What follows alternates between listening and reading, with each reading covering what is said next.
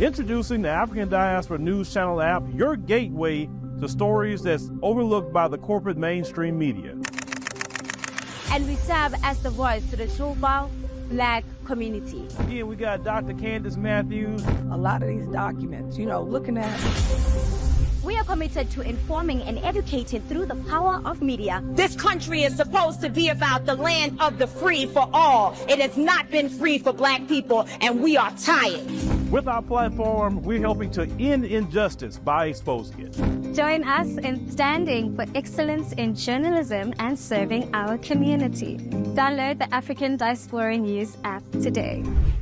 So this man on this video can be heard praising these white people, saying Africa is the way it is today because of the European influence, the vital role the Europeans played in shaping the society of Africa, in shaping Africa to what it is today, to modernizing Africa to what it is today.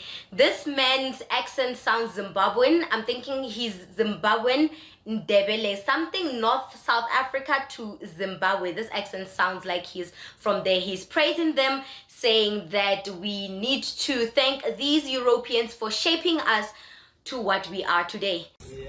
Without your hand, we are nothing. Without the white people, without the white man, there is no life. Africa, to be Africa, it must be Europe. Go see how South Africa looks like today. The white people built it, South Africa. Beautiful South Africa. Just because of you white people. You are a great kingdom. You are blessed by God to be who you are today. God blessed you. You are a fighting hand. Thank you, I love you. I want to be somewhere. You go connect me with the black world. You see, here is my problem. First of all, this is a weak man that is not proud to be Black. This is a man that has intrapersonal war within himself. He's not proud of his heritage. He's not proud of the color of his skin. He almost reminds me of Uncle Ruckus from the Boondocks, that identifies as a white person stuck in a Black person's skin. This is what this man is showing. These are the characteristics of someone who is not proud of their heritage and their identity and the color of their skin. Second of all, I have noticed in the older generation as well that Black people always equate efficiency, hardworking to whiteness. Whenever there's whiteness involved in any situation, just know a situation is going to get better. Whenever a whiteness is involved, it means more professionalism. The job is going to get done. Things are going to be okay. There will not be chaos. And that is the furthest thing away from the truth, because now they're indoctrinating us into believe that we must not believe in ourselves. They're making us believe that we are not enough as Black people. They're making us believe that we can't achieve anything as Black people without the help of white people. I've seen this in the older generations where they think white is efficiency, white is good, white is hardworking, and disregarding us in the process. That's why a lot of businesses or a lot of schools, let me make example for schools, a lot of white suburban schools are endorsed a lot by this Black families, because they believe that in order for a child to achieve their goals or achieve or conquer their studies, they need to go to an all-white school, because the teachers there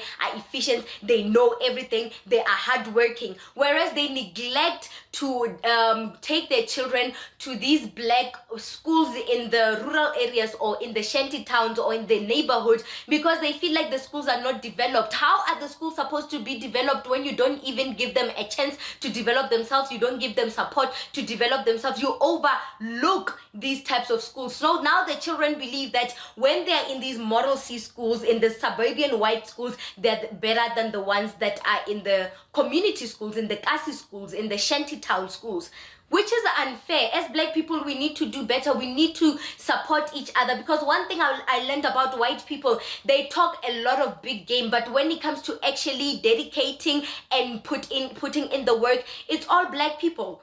That's why they used us to build this country with, because they know that the true hard work, the true definition of labor comes from Black people.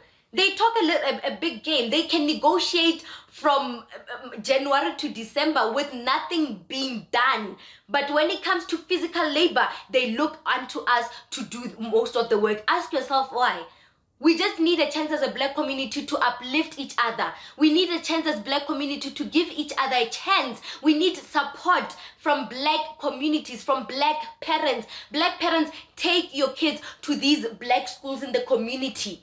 Black parents, support these kindergartens that are owned by black people. I am telling you right now, I am a product of black schools. I went to a black-owned kindergarten and I turned out all right.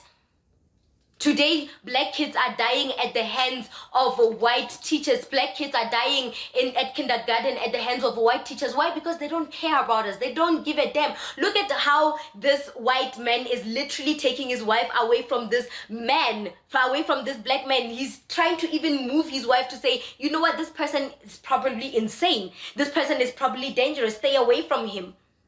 They don't regard him as human. They don't regard him as an equal to them. They think I can see with their body language, they think they're better than him. But also he's showing himself for what he truly is. He's betraying the black community. He is showing what he really thinks about the black community. So as a black person, I'm sorry, I do not claim him. I do not see him. I do not acknowledge him as part of my race. Such people, I need to do away with them. Such clever, we call them clever blacks in South Africa, that think they know better, that think that being in the proximity of whiteness equates you to being higher than your fellow black